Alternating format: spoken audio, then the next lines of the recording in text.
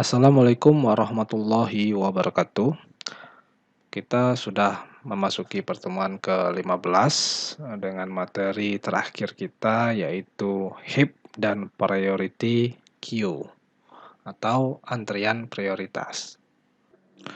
Berikutnya submateri yang akan kita bahas diantaranya adalah definisi dari HIP, kemudian operasi insert yaitu bagaimana menambahkan sebuah elemen ke dalam struktur data heap, kemudian selanjutnya operasi remove, yaitu bagaimana menghapus elemen pada struktur data heap. Yang terakhir adalah priority queue atau antrian prioritas yang diimplementasikan menggunakan struktur data heap. Oke, yang pertama, jadi apa itu heap? Heap itu merupakan complete binary tree, yang mana complete binary tree ini sudah kita bahas pada pertemuan ke-14 ya. Yang elemen-elemennya memenuhi ketentuan bahwa key sepanjang path dari root ke leaf terurut secara descending.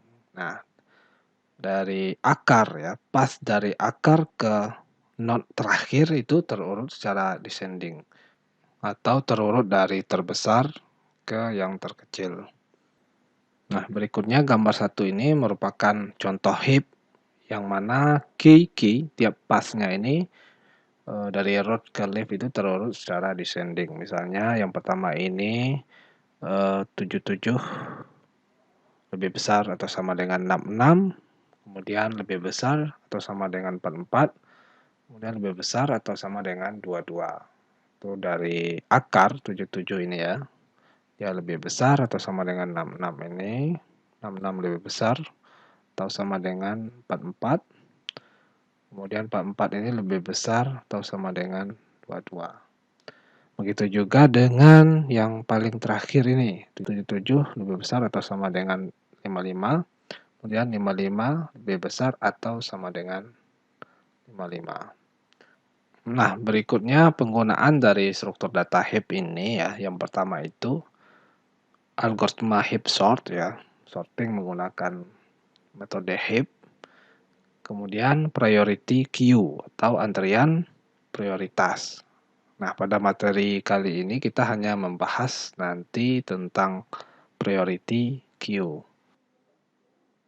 Berikutnya yaitu pemetaan secara alami. Nah, karena heap ini berupa complete binary tree, jadi dia memiliki natural mapping atau pemetaan ke dalam bentuk array secara alami. Nah, pemetaan ini diperoleh melalui level order traversal, yaitu kunjungan dengan menggunakan algoritma level order traversal. Sehingga node parent ya bisa kita dapatkan, misalnya node parent pada elemen dengan indeks KI itu bisa diperoleh dengan I dibagi 2. Kemudian node children pada elemen dengan indeks I diperoleh dengan 2 kali I untuk left child atau anak kiri dan 2 kali I ditambah 1 untuk right child atau anak kanan. Nah, nanti kita lihat contohnya. Berikutnya contoh menyimpan heap ke dalam array. Nah, pada gambar 2 ini terdapat sebuah complete binary tree atau heap ya, di mana dipetakan ke dalam array. Di bawah ini ada sebuah array merupakan hasil pemetaan dari heap ini dengan ukuran arraynya itu 13 dimulai dari indeks 0 ke indeks 12. Nah, pemetaan ini dilakukan dengan tadi sudah kita bahas menggunakan kunjungan dengan algoritma level order traversal ya. Itu kita sudah bahas pada pertemuan ke-14, itu kunjungan secara level order itu dimulai dari misalnya akar 77 ini ya, dimulai dari 77, terus lanjut ke 66 ya, kemudian 66 lanjut ke 55, 55 lanjut ke 44, 44 ke 60, 60 ke 33, 33, 55 dan seterusnya ke 22 ya. 55 ke 22 ini 22 ke 41, 41 ke 58, 58 25, dan yang terakhir itu 29. Nah, untuk akar ya, akar ini dimulai dari indeks ke 1 ya. Indeks 1, indeks 2, 3, 4, 5, dan seterusnya. Sehingga indeks ke 0 di array itu dikosongkan. Nah, ini akar mulai dari 77 ya, 77, 66 sesuai dengan kunjungan level order traversal tadi. Oke, selanjutnya misalnya elemen 60 ini ya, misalnya elemen 60 ini itu dia berada pada indeks ke-5 ya, indeks ke-5. Nah, pada array heap ini jika kita ingin mengetahui parent dari 60 ini, kita bisa menggunakan rumus yang sudah kita bahas tadi, yaitu menggunakan I dibagi 2. Nah, di sini I-nya adalah 5 ya, sehingga 5 dibagi 2 sama dengan 2,5. Dibulatkan menjadi 2. Maka parent dari 60 ini ada di indeks kedua itu. Di sini ya, indeks kedua yaitu 66. Nah, ini juga sesuai dengan heap tree dari heap ini yaitu 60, parentnya 66. Nah, begitu juga dengan children dari 60 ini, itu didapat dengan rumus 2 kali I. Sehingga 2 kali 5 adalah 10. Itu berada pada indeks ke-10. Itu 58. Ya. Anak kirinya ya, 58 ini. Untuk anak kanannya, 2 kali 5, 10 ditambah 1 sama dengan 11. Pada indeks 11, 25 ini. Yang ini. Oke, itu untuk mencari parent dan children dari array heap. Nah, pemetaan heap ke array itu juga berlaku sebaliknya, yaitu dari array ke complete binary tree ya. Dilakukan dengan cara ya, yang pertama itu menomori node-node tree secara berurutan melalui level order traversal mulai dengan nomor 1 pada root. Nah, itu seperti gambar 3 ya, indeks array pada heap. Kita beri nomor dulu indeksnya sesuai dengan level order traversal. Baru kemudian salin elemen array pada indeks I ke node tree yang telah dinomori dengan nomor I yang sesuai. Nah, misalnya tadi ya, kita mulai dengan 77 ya, dari 177, 66, 55, 44. Maka kita tinggal menyalinnya ke complete binary tree sesuai dengan indeksnya ya. 77 seperti itu, 77, 66, 55 ya, dan seterusnya. Nah, jika hasil tree memiliki property heap, artinya property heap ini sesuai dengan ketentuan heap tadi ya. Dia itu harus dari path root ke leaf itu harus berurutan secara descending ya, dari yang terbesar ke yang terkecil. Maka dapat dikatakan bahwa array tersebut juga memiliki property heap. Nah, seperti itu. Nah, berikutnya contoh menentukan apakah array memiliki property heap. Nah, pertama kita petakan dulu ya, array ke binary tree ya, dari array yang ini kita petakan ke binary tree. Nah, kemudian kita cek tiap path dari root ke leaf. Kita cek satu-satu ya pathnya, misalnya 88 ini ke 66 memang sudah memenuhi syarat ya, 88 lebih atau sama dengan 66, kemudian 66 lebih atau sama dengan 33, dan 33 lebih atau sama dengan 30. Nah, kemudian path kedua 88 lebih dari 66, kemudian 66 lebih atau sama dengan 44, oke. Nah, 44 lebih atau sama dengan 51 ini salah ya.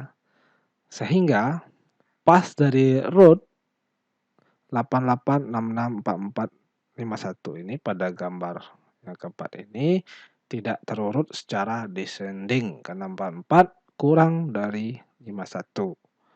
Nah, oleh karena itu tree tersebut tidak memiliki properti heap atau tidak memenuhi syarat sebagai heap. Maka array tersebut juga tidak memiliki properti heap. Seperti itu. Ini penjelasan tadi ya tentang memiliki properti heap itu. Oke, selanjutnya kita masuk ke operasi yang ada pada heap. Yang pertama yaitu operasi insert. Langkah-langkah operasi insert yaitu yang pertama, elemen heap diinsert ke sebuah heap pada bagian paling kanan leaf di level paling bawah. Nah, misalnya di sini contoh operasi insert ya. Jadi, misalnya ini sebuah heap, kita ingin menginsert halaman baru yaitu 75, maka dia diletakkan paling kanan left di level bawah, yaitu di sebelah di sini ya sebelah 51 ini. Di sini. Nah, kemudian properti heap direorganisasikan dengan memindahkan elemen baru ke atas sampai tidak lagi lebih besar dari parennya. Nah, kemudian dilakukan reorganisasi, ya artinya menormalisasi lagi sehingga memenuhi syarat sebagai heap seperti itu. Misalnya di sini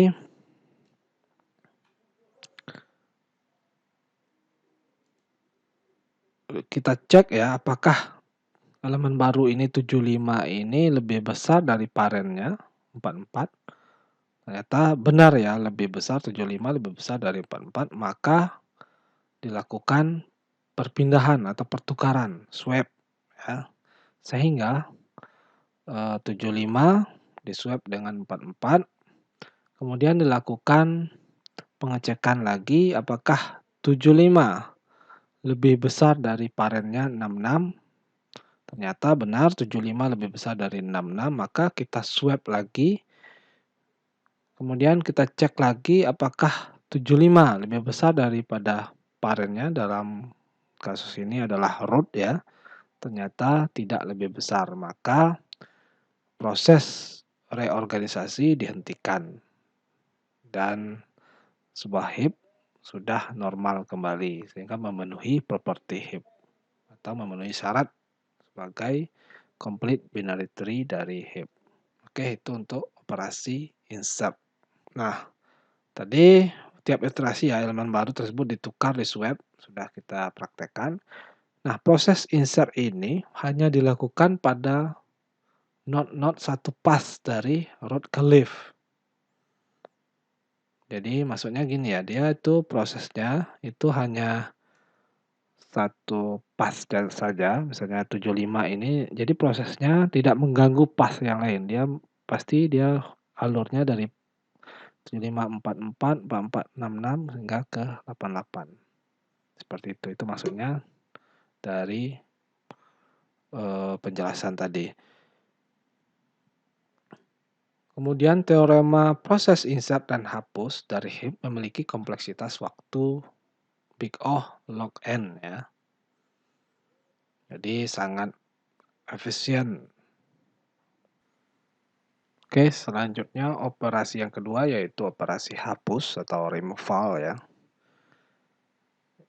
Langkah-langkahnya yaitu elemen heap dihapus pada bagian root. Ini selalu ya, pasti di bagian root. Kemudian elemen terakhir dari heap dipindahkan ke root. Nah, misalnya di contoh ini ada sebuah heap ya. Misalnya dihapus satu elemen 88. Kemudian setelah 88 dihapus, 44 ini dipindahkan ke root. Sehingga seperti ini ya, di sebelah kanan ini 44 jadi root menggantikan 88 yang sudah dihapus. Nah, selanjutnya properti heap diorganisasikan ulang dengan memindahkan elemen root ke bawah sampai tidak lagi lebih kecil dari elemen children-nya. Nah, tiap iterasi parent ditukar atau diswap dengan children-nya. Kita cek lagi ya, dengan tidak lebih kecil dari children-nya. 44 kita cek apakah dia lebih kecil dari 77. Ternyata dia lebih kecil, maka dia diswap ya. Ini diswap. Kemudian dicek lagi apakah 44 lebih kecil 75. Ternyata masih lebih kecil sehingga diswap di bawah ini 75 naik ke atas ya. Nah, karena dia 44 sudah di leave paling bawah, maka otomatis proses reorganisasi dihentikan. Nah, proses hapus itu sama ya seperti dengan proses insert tadi, hanya dilakukan pada node-node satu path dari root ke leaf. Maksudnya hanya berdampak pada satu path dari root ke leaf.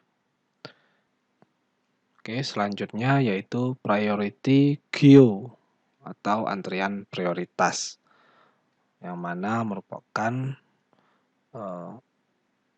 sebuah struktur data yang diimplementasikan dengan menggunakan heap ya. Nah, sebelumnya kita review kembali ya. Itu yang pertama stack atau tumpukan itu menggunakan prinsip LIFO atau yang terakhir masuk akan pertama keluar. Seperti itu ya. Last in, first out. Kemudian yang kedua, queue atau antrian itu menggunakan prinsip FIFO atau yang pertama masuk akan pertama keluar. First in, first out. Nah, sementara priority queue ini itu menggunakan prinsip BIFO ya, atau best in, first out. Jadi salah satu dari elemen terbaik yang dipilih, yang terbaik di antara elemennya, itu yang masuk akan pertama keluar. Artinya tiap elemen nanti akan ditandai dengan angka prioritas. Dan yang memiliki prioritas paling tinggi akan keluar pertama. Nah, priority queue ini banyak digunakan pada sistem komputer. Contohnya saja itu sharing printer pada jaringan LAN, jaringan local area network ya. Jadi print job atau tugas dari print, misalnya kita memprint dokumen ya, itu akan berbentuk print job, akan disimpan sementara dengan priority queue ini, di mana job paling kecil nanti memiliki prioritas paling tinggi di atas job yang paling besar. Misalnya ada 2 orang yang berbeda komputer di dalam satu jaringan ya, itu memprint sesuatu misalnya di komputer A itu memprint dengan halaman sebanyak 100, sementara komputer B memprint hanya 5 halaman, maka yang akan diprioritaskan adalah yang komputer B, yang paling sedikit print job-nya, paling sedikit halaman yang ingin di-print, seperti itu. Oke, selanjutnya yaitu implementasi priority queue ya menggunakan Java.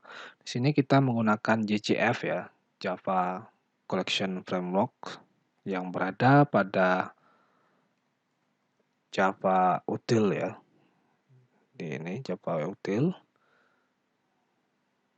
Pertama kita import dulu Java Util Priority Queue. Kemudian kita buat kelas untuk menguji priority queue ini itu kelas testing priority queue dengan satu metode main ya, metode main. Nah, kemudian kita buat objek baru dengan nama variabel pkey dengan tipe variabelnya yaitu priority queue dengan tipe generiknya itu kita bikin string ya. Nah, kita instance dengan kode new priority queue. Nah, sekarang kita bisa menambah elemen dari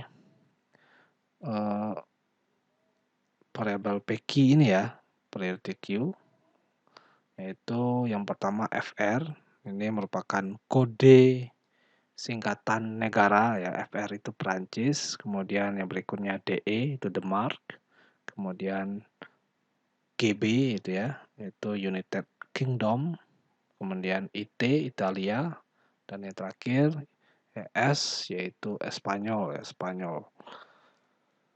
Nah, kemudian ini kita lakukan perulangan selama selama priority queue ini tidak kosong ya.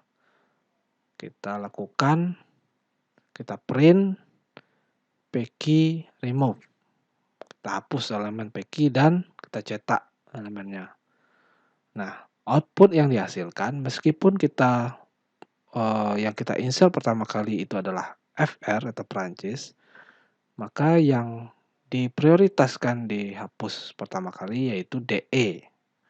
Nah, kenapa demikian? Karena string ini memiliki prioritas secara alami yaitu sesuai dengan alfabet ya, sesuai dengan abjad, sehingga yang lebih diprioritas dulu D akan diprioritaskan terlebih dahulu daripada E. Begitu juga dengan E akan diprioritaskan lebih dahulu daripada F, dan seterusnya. Nah, bagaimana jika dia tidak memiliki prioritas secara alami seperti string, tidak memiliki prioritas secara alfabet atau prioritas secara angka? Maka, contoh yang kedua ini seperti kita membuat kelas mahasiswa ya, kelas mahasiswa dengan dua atribut, yaitu ada nama, kemudian ada kredit atau SKS ya. Jadi kita pengennya nanti menghitung prioritas yang diutamakan yaitu yang kreditnya lebih kecil seperti itu. Nah, sehingga kita membutuhkan perbandingan. Perbandingan itu bisa kita lakukan dengan mengimplement sebuah interface comparable. Nah, comparable. Sehingga kita wajib untuk mengoverride ya metode yang ada di interface comparable itu yaitu compare to dengan parameter objek O. Nah, sehingga return dari compare to ini itu merupakan tipe data int ya. Dimana kalau kita baca dokumentasinya, saya rasa ini compare to ini juga sudah kita gunakan pada pertemuan sebelumnya ya, sudah saya jelaskan. Jika returnnya 0, artinya objek yang kita bandingkan itu sama ya. Seperti berikut, seperti O ya, objek O ini sama dengan this, artinya sama dengan instan yang kita bandingkan sekarang, maka kembalikan nilai 0 sehingga dianggap sama nilainya. Kemudian statement else if yang kedua ini, itu jika instan dari O ini bukan instan dari mahasiswa, maka throw ini adalah lempar error ya. Error dengan error objek bukan mahasiswa. Jadi dia wajib instead of mahasiswa. Nah, jika ini sudah terpenuhi semua, jika else if ini misalnya dia mahasiswa, maka baru kita bikin objek baru, mahasiswa Z, ya, sama dengan casting O. O yang ini kita casting jadi objeknya tipe mahasiswa. Nah, baru kita kembalikan nilai this credit, jadi kredit yang ini kita kurang dengan kredit yang akan kita bandingkan, yaitu Z ini ya, yang O nih, kredit O ini. Nah, sehingga kalau hasilnya nanti positif, maka dia bisa jadi lebih besar seperti itu ya. Jika hasilnya nanti negatif, maka lebih kecil. Kemudian metode yang kedua, toString ini, itu digunakan nanti jika kita menggunakan printline ya, sistem out printline, sehingga formatnya nanti akan ditampilkan ini untuk %s ini maksudnya untuk menampung nilai string ya. D ini adalah int dalam kurung D ini, sehingga nanti nilai dari S ini akan digantikan this name, yang D ini digantikan this credit. Seperti itu. Nah, untuk mengetesnya, itu kita menggunakan kelas testing priority queue mahasiswa. Kita masih mengimpor priority queue ya. Nah, dengan tipe data generiknya sekarang itu mahasiswa ya. Nah, sekarang kita dengan nama variabel pq, priority queue, sekarang kita bisa menambah elemen pq, kita tambah elemen dengan metode add ini, dengan elemen mahasiswa, instant mahasiswa, yaitu new mahasiswa, dengan nama n, dengan kreditnya itu 44, seperti itu ya. Kemudian yang kedua juga sama dengan nama bot, kemudian kreditnya 99. Kemudian call, kreditnya 33, dan yang terakhir don, itu kreditnya 66. Nah, kita lakukan perulangan selama pq tidak kosong ya. Itu kita hapus elemen dan cetak elemen yang kita hapus. Nah, tadi ini ya outputnya cal 33 dengan nama cal kreditnya 33.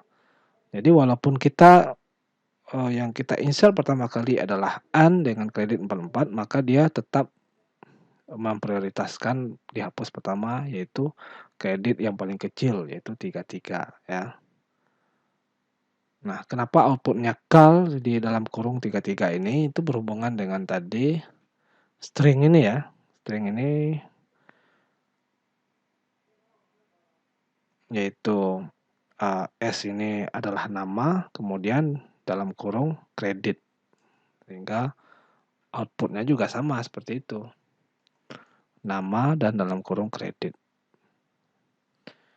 Kemudian prioritas kedua yaitu dengan nama N dengan kreditnya 44. Ya, kemudian berikutnya don, kreditnya 66. Kemudian pop, kreditnya 99. Yang paling besar kreditnya. Oke, untuk implementasi kode Java untuk priority queue. Oke, untuk materi kita pada video kali ini sampai di sini. Untuk tugas silakan kerjakan shortcode ini ya, disalin dan diganti elemen yang diinsert ini dengan yang lain ya, terserah. Ini juga diganti ya. Kemudian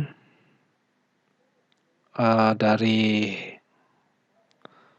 heap ini lakukan operasi berikut ya. Yang pertama insert elemen ini, kemudian hapus elemen sebanyak 2 kali dan petakan heap yang telah dilakukan operasi insert tadi dan hapus ke dalam array.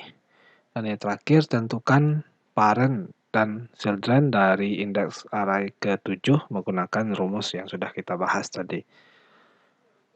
Oke, mungkin itu saja. Saya akhiri. Assalamualaikum warahmatullahi wabarakatuh.